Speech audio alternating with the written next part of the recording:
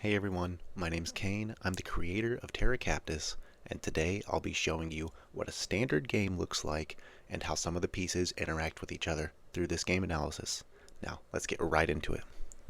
So, I'm being represented here by the gold pieces, and my opponent is the purple pieces. Now, I started off immediately by advancing a militai, trying to take control of the center. My opponent, they think about their move for a minute there. They initially thought about pushing up a militai with their sorcerer. Uh, that's advantageous because when you push up a militai with a sorcerer, they the militai retains that extra movement, and you can see that's actually what I just did here after they advanced their druid. So this militai right here, he's actually a little trap that I've set.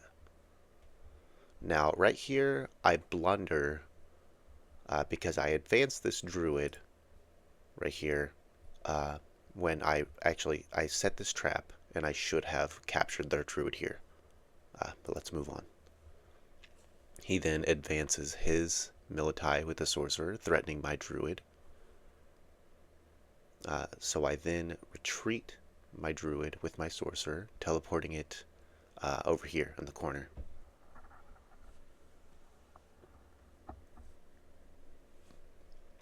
It's the first Matriarch move of the game. It's important to get that out early, so he did pretty good getting that out quickly. He then threatens my druid here, so I just move it up just to get it out of the way.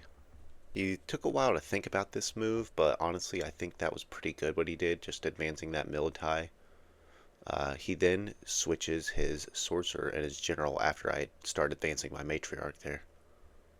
Now I was able to move my matriarch 3 spaces here because it was being powered up by the general there. So yeah, he takes a minute to think about his move right here.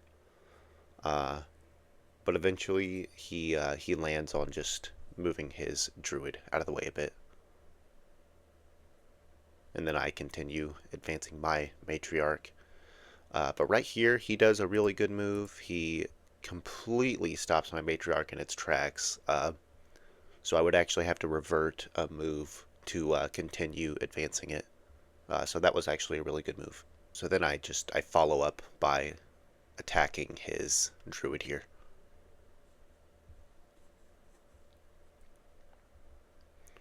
He decides it's worth it to advance his militai. I'm not sure if that was a blunder or if he had other plans, but so I just go ahead and take his druid there. He then takes my militai, of course. He thinks about this move, and then I advance my militai.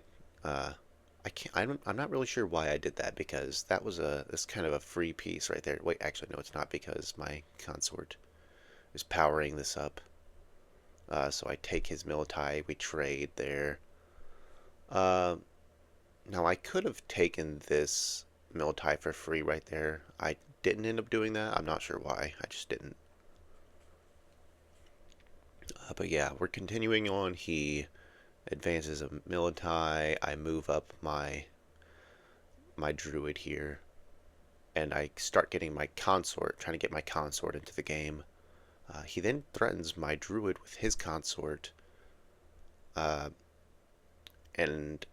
I decide I'm fine with that. So I actually, what I end up doing is moving a, if I remember correctly, I moved this militai. Yeah, I moved this militai up, taking his militai. He then blunders here, takes my druid, so then I take his consort with my druid. And he's going to start trying to advance more of his militai over here. So I threaten his, he takes, and then I take with my matriarch there. My matriarch's in a little bit of a tight spot, so I started getting a bit nervous here, but it ended up actually working out. He's deciding here whether to move one of these pieces or to let them be taken. He actually ended up deciding to move his matriarch over, blocking mine. But that ended up being fine because what happened a little later in the game.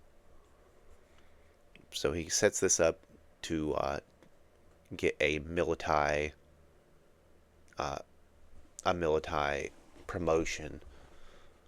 He's thinking about the best way to do it here. He actually ends up deciding not to do this. I let him take back his move. What he ends up finally deciding on is moving his druid over here.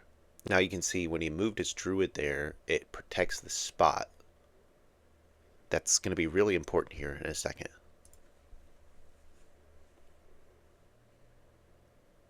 Now, he shouldn't have moved that from out of there, because if he would have kept it there, he would have been safe and he wouldn't have lost the game.